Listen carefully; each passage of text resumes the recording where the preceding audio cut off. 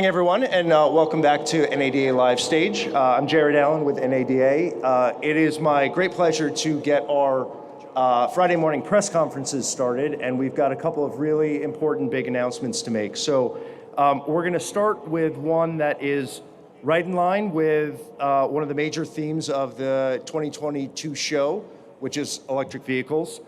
And not just the vehicles themselves, but the infrastructure that's needed to support confident EV vehicle purchase and ownership. And so today, NADA is very excited to announce a new program in collaboration with the Center for Sustainable Energy, CSE, and Plug-in America, and supported by the Alliance for Automotive Innovation, to greatly enhance EV training and education at franchise dealerships nationwide. So I'm going to introduce our speakers, and then I'm going to get out of the way.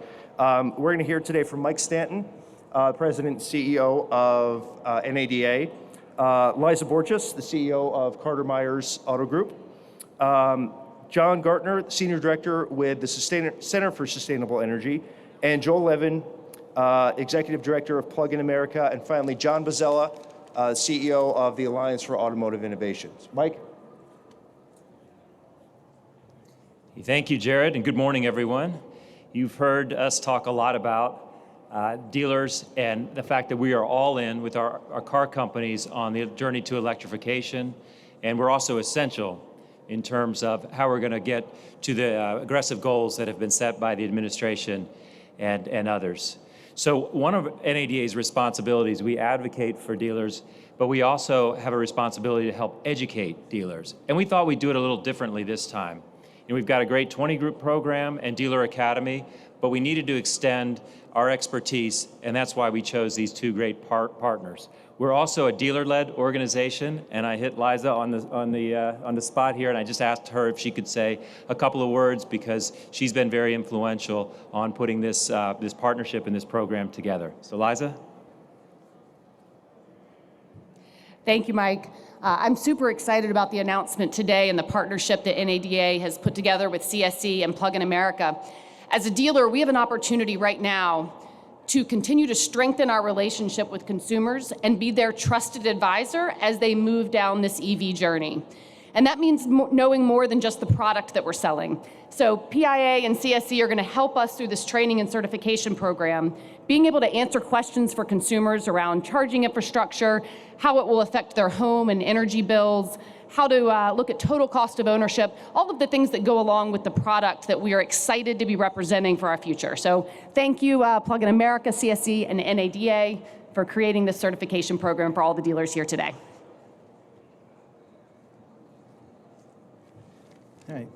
Morning, everyone. As was mentioned, John Gartner. I'm a Senior Director at the Center for Sustainable Energy, which, if you don't know, is a 26-year-old nonprofit organization based in San Diego, whose mission is to help transform and decarbonize the energy system.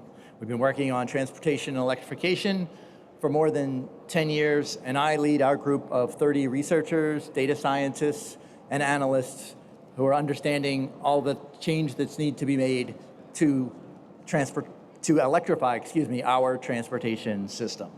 So CSE is honored to participate in this dealer training program with NADA, because we are really at an inflection point as the automotive industry looks to move the EV market from the early EV adopters, who are largely technology enthusiasts and environmental enthusiasts, to go into the mainstream and create a mainstream EV market. I guess I'll have to talk louder.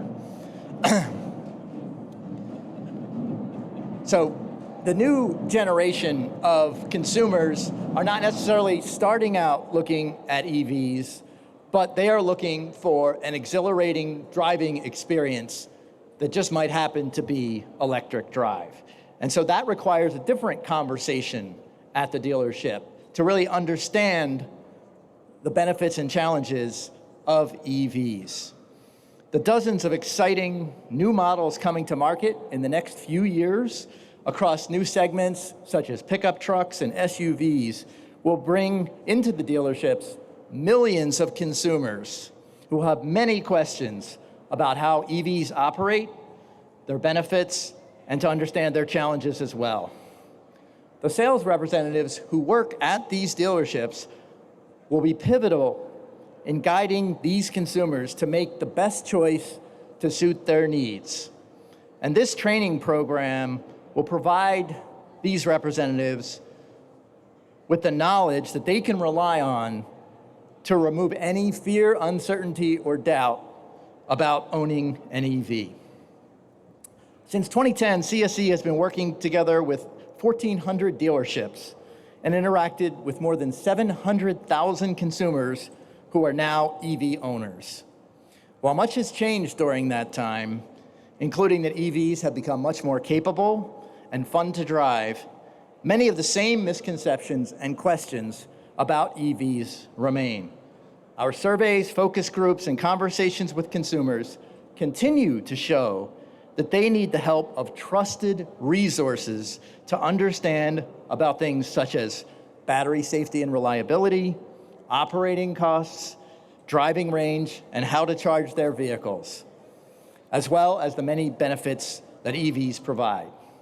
For example, many consumers continue to believe that they can only charge their vehicles at public charging stations and that EVs will actually cost more to maintain and to purchase the electricity that's needed for their vehicles than combustion engine vehicles cost them today, which of course is inaccurate. Through this program, thousands of sales representatives will have the tools to effectively communicate to prospective consumers the realities of being an EV owner and become that trusted source. This dealer training program will give sales representatives the confidence to sell and the enthusiasm for EVs that will help dealers to retain staff and grow their business during this transitionary period. I myself bought my first plug-in electric vehicle in 2016 because I wanted to see how the EV ownership experience was for myself. And quickly, I decided to start moonlighting as a Lyft and Uber driver in my EV to really get firsthand experience from people riding in an EV for the first time. And it was really amazing to hear their reactions and see their faces as they understood and felt the experience of riding in an EV for the first time. It was informative to answer their questions, and more than a few said that they then wanted to go test drive an EV. While buying an EV may not be for everyone in their lifestyle or taste today, there are many benefits are apparent to anyone who's ridden in or owned an EV. CSE looks forward to working with NADA and the dealer community in enhancing the sales experience for everyone and growing the audience of drivers who go electric. Thank you.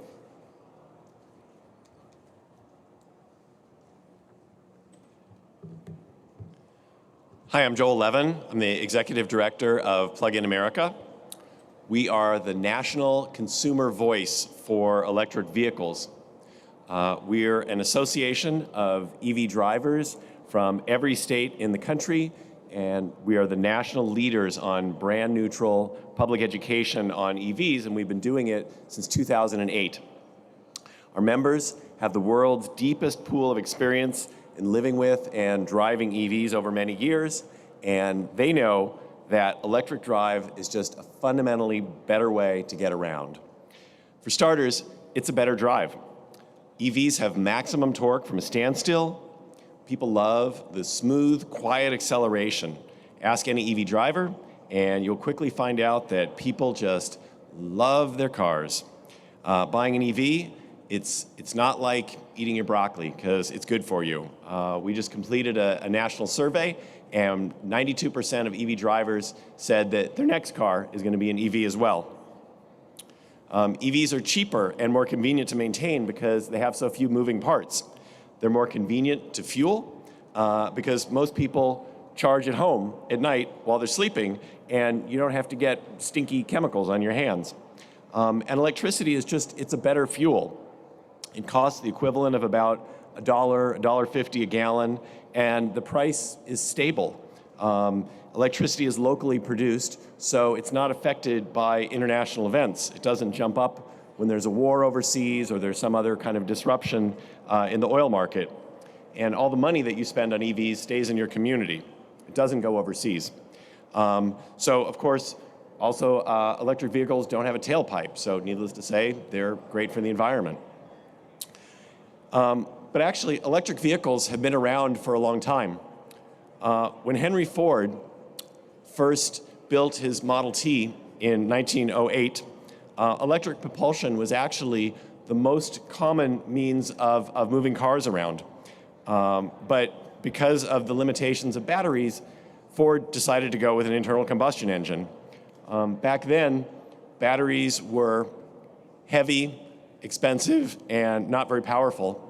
And in fact, that's kind of where battery technology stayed for the next 100 years or so. But about a decade ago, we started to make really dramatic advances in battery technology. The modern generation of EVs came to market starting in about 2010, and in the 12 years since then, lithium-ion batteries have dropped in price almost 90% while continuing to get more powerful. And they're continuing to drop about 15% every year, according to Bloomberg. So right now, the purchase price for an electric vehicle is, when you buy it, it's a little bit more expensive than a gas car. But if you consider the savings on fuel and maintenance, in fact, the total cost of ownership is actually less now when you compare two cars, apples to apples, similar cars. But within 3 to 4 years, because of the steady dropping prices of batteries, it's forecasted that they're actually going to be cheaper to manufacture than gas cars. And the ranges will be the same or longer. So then you'll have a car that's cheaper to manufacture, cheaper to fuel, cheaper to maintain, has better performance, it's better for the environment, and it's better for the economy. So suddenly you've got something pretty exciting going on. So as you can see, I'm a big fan of electric technology, and I believe that when consumers really understand all the benefits of these cars, they pretty much sell themselves. So Plug-in America has worked with hundreds of dealerships over the past 4 years, providing them with training and resources that they need to be successful and profitably sell EVs. Our training is intended to complement the model-specific training that dealers already get from their OEMs. We focus on things like charging both at home and in public, incentives, EV technology, and the EV lifestyle, figuring out, making sure that consumers get into the right car for their particular needs. And when dealers when they complete our training, they're certified to participate in our PlugStar program, and they get ongoing resources and support from Plug-in America. So from our experience, we know that when dealers get the right support, not only do they sell more EVs, but consumers walk away more satisfied from the buying experience. And as a consumer organization, that's something that's very important to us as well. So we are very excited to be here today, to be partnering with NADA and Center for Sustainable Energy to scale up these efforts around the country. We appreciate NADA's leadership and their vision in launching this program, and we're honored that they've chosen to work with us. So we're looking forward to getting this all rolling over the next couple of months. Thanks.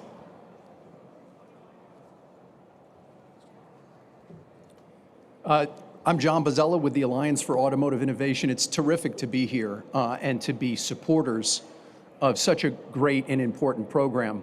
Our organization represents the manufacturers who produce 99% of new vehicle sales here in the United States, as well as Tier 1 suppliers, tech companies, and new entrants to the mobility space. So we look at the auto ecosystem broadly. Think of this. By 2025, the industry will have invested $330 billion in electrification. That's an extraordinary number. And in Washington, D.C., where I come from, even there, that's real money. When you think of it in terms of vehicles, by 2025, there'll be 130 or so new models of EV in the marketplace. That's maybe double where we are today. So there's extraordinary investment, there's product momentum, there's industry leadership. But that alone won't get us where we need to go. We doubled EV sales last year from 2% of vehicle sales to 4% of vehicle sales. In order for us to get from there to say 40 or 50% of new vehicle sales by the end of the decade, it's going to take an extraordinary effort. And it really starts with education and a workforce that's excited and able to communicate with customers at the point of sale and before that about how great these vehicles are. I am also an EV driver and owner, and I'm a big believer in the idea that you heard from both John and Joel, that these are just better. They're fun to drive, they're exciting to drive, and they are the future of personal transportation here in the United States. So that's why we are pleased as an organization that represents auto manufacturers to support this important training and certification program. As you heard from Joel, we think it aligns very nicely with the work that individual manufacturers are doing with their dealer bodies with regard to specific products and specific brands. And so that you can see a nice alignment and a strong emphasis on more education and more opportunity to really drive success as we go forward. It's going to take all of us. It's going to take not only manufacturers and dealers, but it's going to take utilities, and it's going to take charging infrastructure. It's going to take building codes. It's going to really require a broad effort across the private sector and with government support to get us there. But these types of steps are absolutely essential to get the rest of the ball rolling and to get those actors to recognize that this is where it's at and this is where we're going. So again, Mike, Joel, John, congratulations. We're pleased to be here today, so thank you. Thank you again, John. Thank you, everyone. And in the spirit of answering questions, we have time for questions this morning if there are any from anybody in the media or in the audience. Audrey? Yeah, so the question is, how do dealers get involved? Mike, do you want to? We're hoping to roll this out near the end of the second quarter. It'll be module-based training. Will kind of be available via desktop or the phone, and it's something that will provide a lot more detail in the coming months. The point of today was really just to establish the commitment of the initiative and good things to come. So more information is coming. Yeah.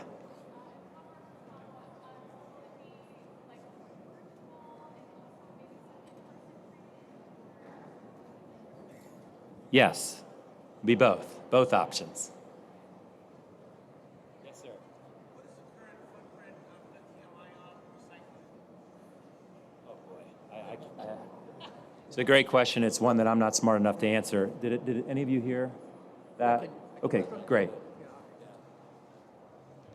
So there are many initiatives going around the world for recycling the lithium-ion batteries. The pragmatic reality is they're worth too much for them not to be recycled. The federal government has a substantial program here in funding to get the private sector engaged, and there are several recycling plants now here in the U.S. as well as abroad. So it's coming.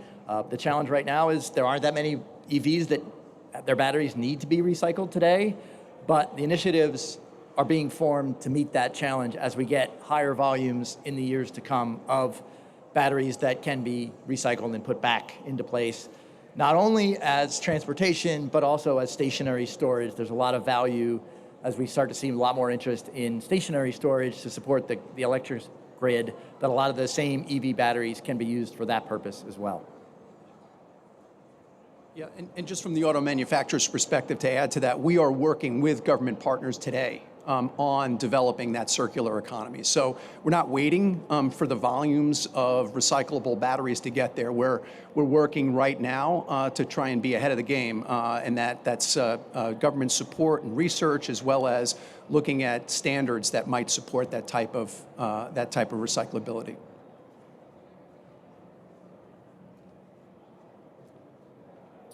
Okay, well, thank you very much again. Our next announcement is in about 9 minutes, so it's enough time to not get anywhere close to the front of the line at Dunkin' Donuts. So thank you very much for coming. Thank you all.